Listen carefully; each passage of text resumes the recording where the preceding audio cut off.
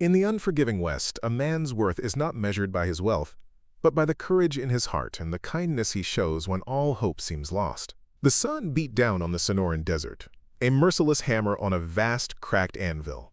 The air shimmered with heat, a visible torment that distorted the distant mesas. Ilara Vance felt the last of her strength evaporating with her sweat. Fever clung to her like a shroud, and each breath was a searing pain. Just hours ago, she had been part of a wagon train, a congregation of hopeful souls heading west. But the fever had made her a liability, a stone tied to the ankle of progress. She was a burden they could not afford to carry. The memory of their faces, grim and resolved, burned hotter than the sand beneath her worn boots. Bartholomew Higgins, the wagon master, had been brutally practical. His words were as spare as the provisions he left her: a near-empty canteen and a single strip of dried beef. "The group must survive," he had mumbled, his eyes avoiding hers. "We cannot risk infection. God be with you." Then he had turned his back, and the groan of the wagon wheels was the sound of her world ending. She watched them shrink into the shimmering horizon, a slow, deliberate act of abandonment. Betrayal was a thirst that water could not quench. She tried to walk, to follow, but her legs buckled, and she fell to the scorched earth. High on a rocky ledge, a figure sat motionless, blending into the red rock. He was Falcon who hunts at dawn, an Apache warrior whose eyes missed nothing in his domain. He had watched the wagon train pass, a slow metal snake crawling across the land. He saw them stop, leave something behind, and then continue their journey. It was a small detail, but in the desert, small details often meant life or death. He watched the lone figure stumble and fall. His people had learned caution. The white man's promises were often as hollow as a dried gourd. But this was not an act of aggression. This was an act of cruelty. Compassion, a feeling as old as the mountains, stirred within him. This was not an invader to be repelled, but a life being discarded. He moved with the silent grace of a predator, his moccasins making no sound on the hot stone as he descended. Ilara, drifting in a feverish haze, saw a dark shape resolve itself against the blinding sky. A primal fear, born of campfire stories about savage warriors, jolted through her. Her heart hammered against her ribs, but her body was a leaden weight, refusing to obey. She could only watch as the imposing figure of the Apache warrior knelt beside her, his shadow falling over her like a final curtain. Falcon gently lifted her. She was lighter than he expected, fragile as a bird's wing. The heat radiating from her skin spoke of the fever that was consuming her. He adjusted her weight in his arms, his movements economical and sure. He knew a place, a hidden sanctuary where water trickled from the rock and life clung stubbornly to the shade. Carrying her, he moved across the unforgiving landscape, his stride steady and rhythmic.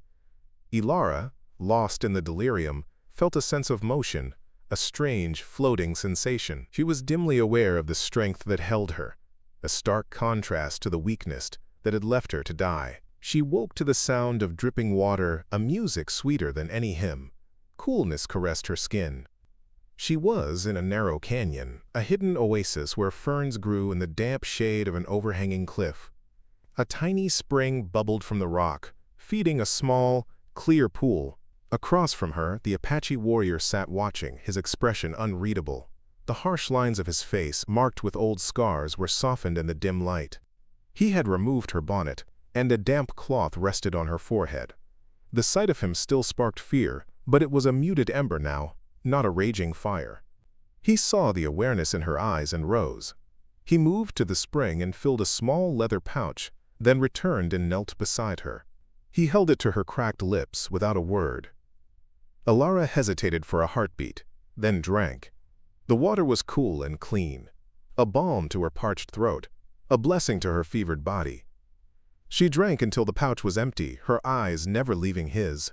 His gaze was steady, watchful, but held no threat. It was the gaze of a man assessing a situation, not a predator studying his prey. A fragile silence settled between them, broken only by the gentle drip of water.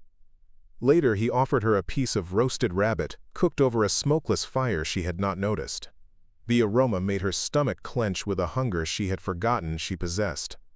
This time, There was no hesitation. She took the meat with a trembling hand and ate, the simple act a confirmation that she was still alive. His quiet care was a direct contradiction to everything she had been taught to fear. In the cool sanctuary of the hidden canyon, surrounded by his silent presence, the first, delicate seed of trust began to take root in the barren soil of her terror. They remained in the hidden canyon for several days. The fever broke, leaving Alara weak but clear-headed. Falcon was a patient teacher. Using a mix of gestures and sparse, carefully chosen English words, he began to show her the ways of the desert. He pointed out the barrel cactus, its flesh a source of water. He showed her which roots were safe to eat and which berries would bring a swift end. He was a man of few words, but his actions spoke volumes. His hands, though calloused and scarred, were gentle as he showed her how to weave cordage from yucca fibers. She watched, absorbed, learning more in days than she had in a lifetime. One afternoon, as she sat by the spring, he came and sat near her. The silence was comfortable now, not strained. "Why?" she asked, her voice a hoarse whisper. "Why did you help me?" He looked at her, his dark eyes seeming to see into her very soul. He did not answer immediately. He picked up a small, smooth stone and turned it over in his palm. "The desert takes many," he said finally, his voice a low rumble. "It does not need help." His simple words held a profound philosophy that resonated deep within her. It was a kindness born not of pity, but of a fundamental respect for life itself. As her strength returned, a quiet rhythm developed between them. She would mend his buckskin shirt with the small sewing kit she carried, her stitches neat and precise. He would bring back game, sharing his meal without ceremony but with an implicit understanding of their shared need. A subtle connection was forming, a bond woven from shared silence and mutual reliance. She found herself watching him, the fluid grace of his movements, the way his eyes constantly scanned the horizon. He was a part of this land, as much as the red rocks and the ancient saguaros, and for the first time since her husband's death, she did not feel entirely alone. When she was strong enough to travel, they left the sanctuary of the canyon. The desert was still a harsh and unforgiving place, but it no longer felt like an enemy. With Falcon as her guide, it became a landscape of hidden meanings and subtle signs. One evening, drawn by a flickering light, they came upon a lone campfire near the entrance of an abandoned mine. An old prospector with a beard like tangled saltbush and eyes as bright as a desert star looked up at their approach. "Howdy, folks," he rasped, a friendly grin splitting his weathered face. "Name's Jedediah Croft. Pull up a rock. Plenty of coffee to go around." Jedediah, or Jed as he insisted they call him, was a font of stories and desert wisdom. He shared his meager meal of beans and bacon with them as his scruffy dog, Dust, sniffed them curiously. He seemed entirely unfazed by their unusual pairing. "Seen all sorts out here," he said, poking the fire with a stick. "This land don't care about the color of your skin. It'll kill anyone just the same." He looked them over with his sharp eyes. "You two look like you've seen trouble." Alara and Falcon exchanged a glance. There was a kindness in the old man that invited confidence. As the stars emerged, a brilliant canopy in the black sky, Jed's tone grew more serious. He told them of a gang of outlaws that plagued the area, a pack of human wolves led by a ruthless man known as One-Eyed Jack Corbin. "He's a mean one," Jed warned, his voice low. "Cuts a bloody path wherever he goes. Steals what he wants, kills who he pleases. Him and his boys are bad news. You'd do well to steer clear of them." The warning hung in the cool night air, a chilling premonition. Alara felt a familiar knot of fear tighten in her stomach. Trouble, it seemed, was never far behind. Falcon listened intently, his body still, his gaze fixed on the dancing flames. He asked Jed a question in his low, deliberate English.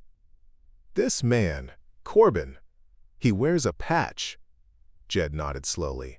A black leather patch over his left eye," Lost it in a knife fight down in Tucson, or so the story goes. Falcon's jaw tightened almost imperceptibly. A flicker of something cold and hard passed through his eyes, a darkness that Alara had not seen before. It was a look of chilling recognition, a grim confirmation that sent a shiver down her spine despite the warmth of the fire. The peaceful evening was shattered by the sudden, frantic barking of Jed's dog. Figures emerged from the darkness, silhouettes against the starlight, their rifles held at the ready. "Well, what do we have here?" a gravelly voice drawled. A tall man with a black patch over one eye stepped into the firelight, a cruel sneer on his face. It was one-eyed Jack Corbin. "Look what you found, old man," he chuckled, his gaze sweeping over them. "A pretty lady, and a savage for company. Looks like you've got something that belongs to us." The air crackled with menace. Corbin's men spread out, forming a loose circle around the campfire. They were a hard-looking bunch, their faces etched with cruelty and greed. "We'll be taking your supplies, old man," Corbin said, his one good eye fixed on Jed's pack. "And the woman. We could use some entertainment."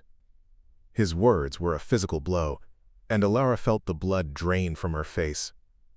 Falcon moved without a sound, placing himself between her and the bandits. His hand went to the bow, slung across his back. Jed, moving with surprising speed for a man his age, grabbed his old shotgun that was leaning against a rock. Now, no need for that," Corbin said with a mock sigh. "We can do this easy, or we can do this hard."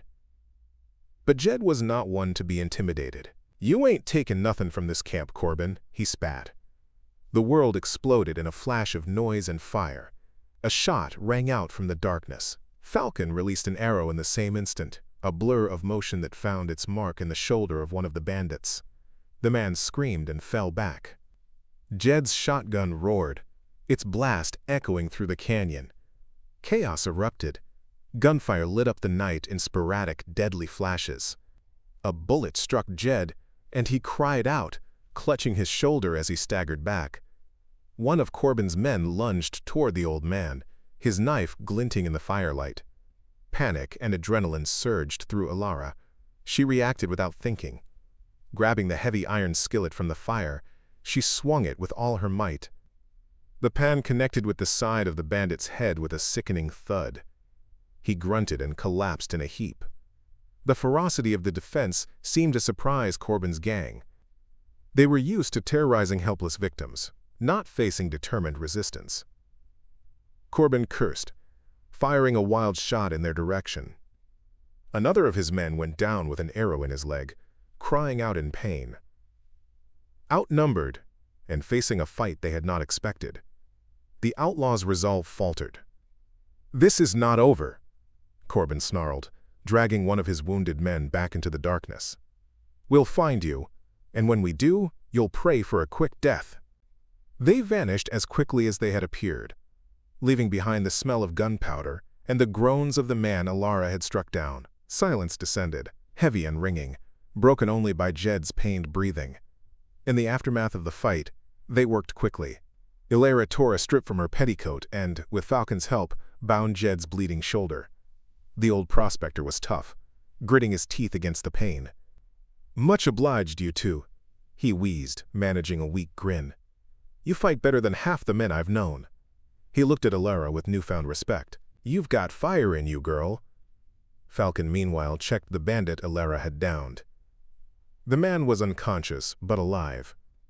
Falcon bound his hands and feet with practiced efficiency, his face grim. As dawn broke, casting long shadows across the canyon, Jed made a decision. "I'm heading for the fort at Camp Verde," he said. "This shoulder needs a proper doctor. But you can't stay here." He looked at Alara. "Corbin will be back, and with more men. You need to be able to protect yourself."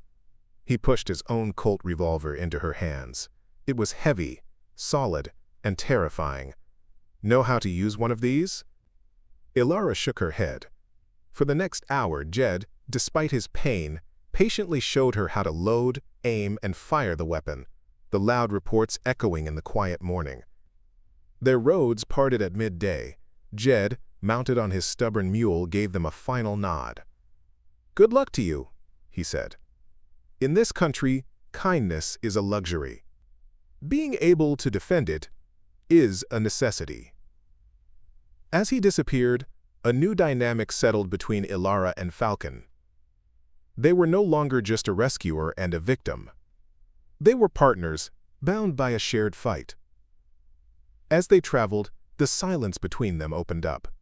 She told him of her late husband, a gentle schoolteacher who had dreamed of starting a new life in the West, a dream that had died with him.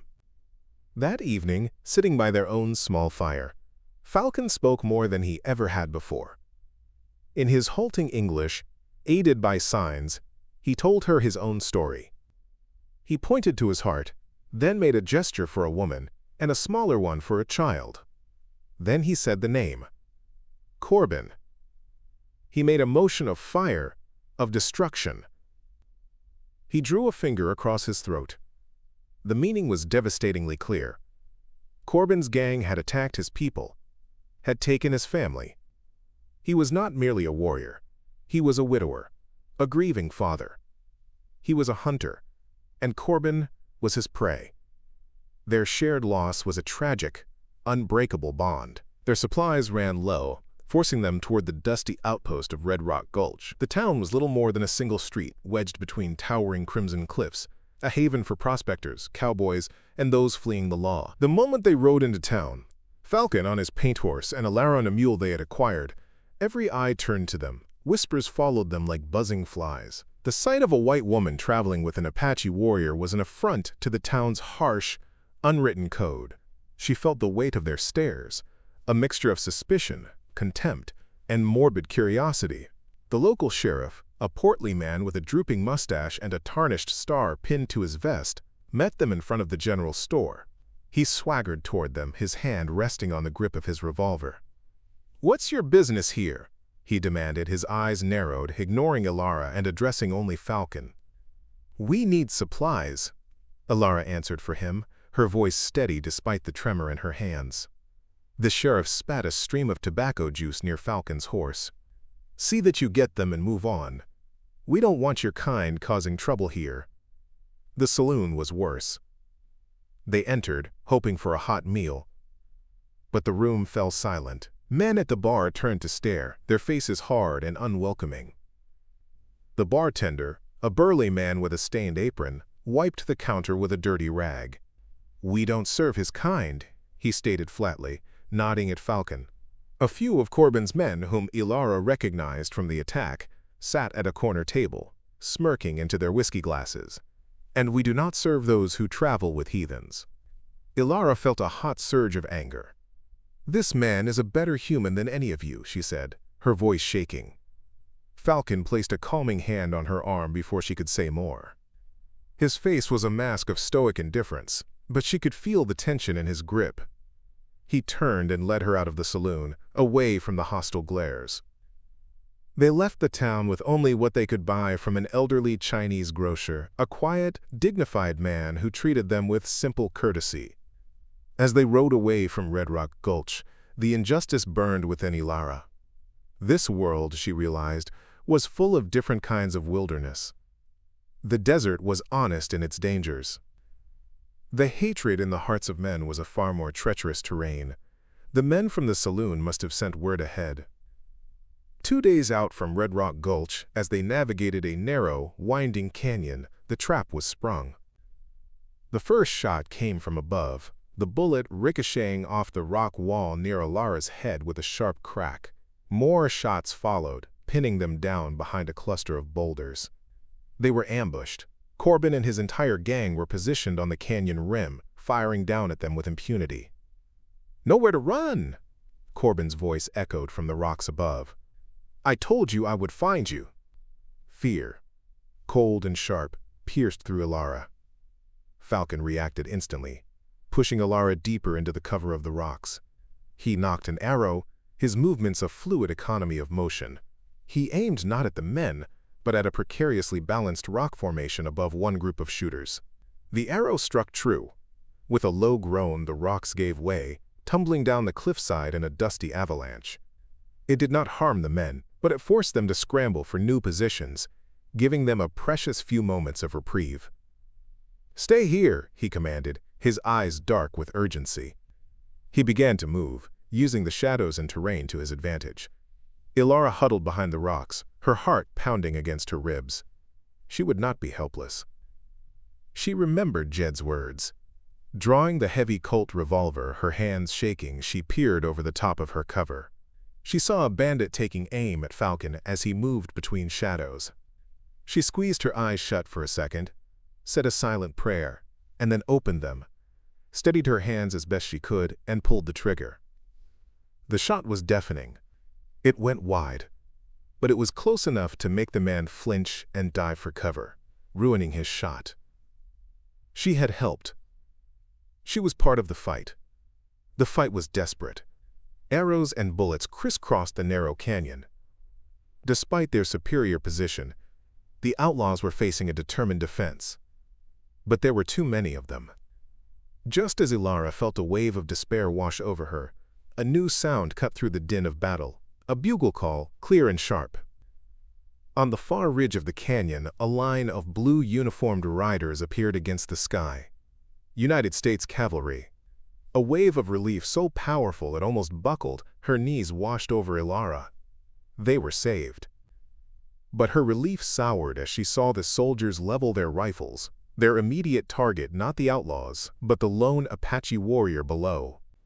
A young lieutenant, his face grim with determination, led the cavalry charge into the canyon. "Cease fire," he commanded, his voice carrying over the remaining echoes of the gunshots. "Drop your weapons, savage!" The order was directed at Falcon. For the soldiers, the scene was simple. An Apache warrior in a firefight with white men. The outlaws, seeing their chance, immediately played the victims. "He attacked us, Lieutenant," Corbin yelled from the rim. "Tried to kill us all!" A tense standoff ensued, a triangle of deadly intent between the soldiers, the outlaws, and the two-cornered travelers. "No!" Ilara scrambled out from behind the rocks, her hands raised to show she was unarmed. "You are mistaken, Lieutenant. That is a lie!" She ran toward the officer, ignoring the danger. "This man," she said, her voice ringing with conviction as she pointed to Falcon, "saved my life. He was abandoned by her own people to die in the desert. Those men," she pointed a trembling finger up at Corbin, "are the killers. They are the gang of One-Eyed Jack Corbin." The lieutenant, whose name was Marcus Thorne, looked from her earnest, desperate face to Corbin's leering one.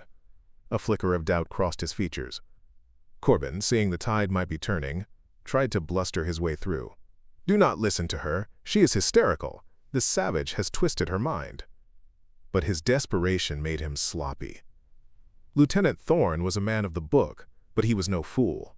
He had heard whispers of Corbin's gang. He saw the hard, cruel faces of the men on the ridge, and the quiet dignity of the warrior below. As he hesitated, one of Corbin's men panicked, firing a wild shot toward the soldiers.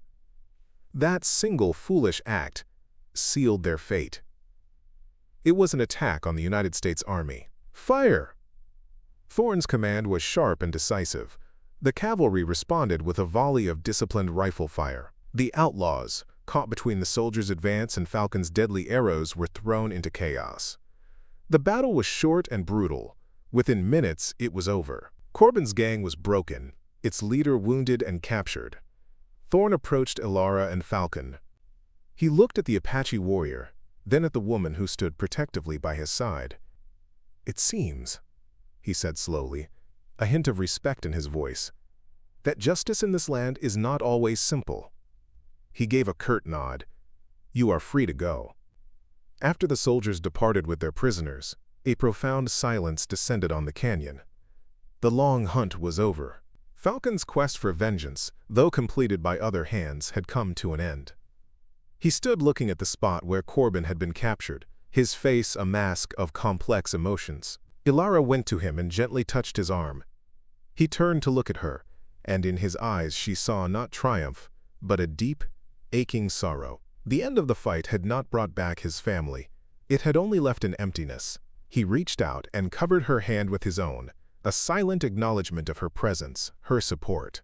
They traveled for many more days, heading deeper into Apache territory. The landscape began to change, the harsh desert giving way to high plateaus dotted with juniper and pine. One evening, Falcon led her to a hidden valley, a green sanctuary nestled within a fortress of towering rock walls. Smoke rose from several wickiups, and the sounds of a living community, the laughter of children, the murmur of voices, drifted on the breeze. This was his home, the remnants of his people. He had brought her to the heart of his world. She felt a tremor of anxiety.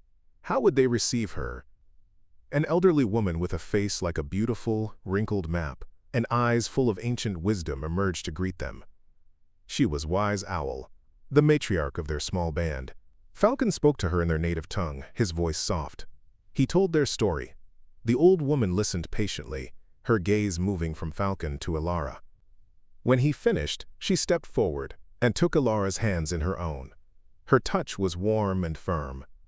"The path that brought you to us was hard," she said in clear, measured English, "but you walked it with courage. Any who stands with Falcon stands with us. You are welcome here." In that hidden valley, Alara found a peace she had thought she would never know again. She learned the ways of Falcon's people, their deep connection to the land, their resilience in the face of loss. She and Falcon built a life together, their bond forged in the crucible of the desert, now tempered into a quiet, profound love. One evening, as they sat on a hillside watching the sun set, painting the sky in fiery hues of orange and purple, she rested her head on his shoulder. Their long, perilous journey was over. They had walked through the fire of hatred and betrayal, and had found not just survival, but salvation in each other. Their story became a whisper on the wind, a legend of a love that bloomed in the harshest of lands.